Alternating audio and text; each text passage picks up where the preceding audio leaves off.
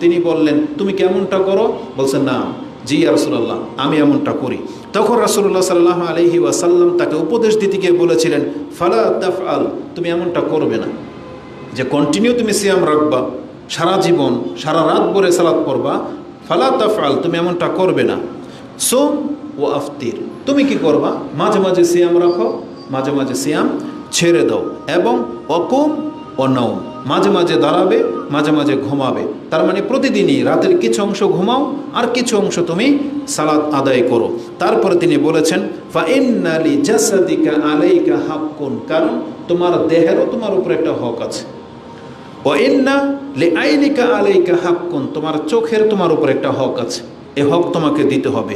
ও ইন্না লি যাওজিকা আলাইকা হাক্কুন, তোমার স্ত্রীর হক আছে তোমার উপরে। ও ইন্না লি যাওরিকা আলাইকা হাক্কুন, তোমার প্রতিবেশীর হক আছে তোমার উপরে।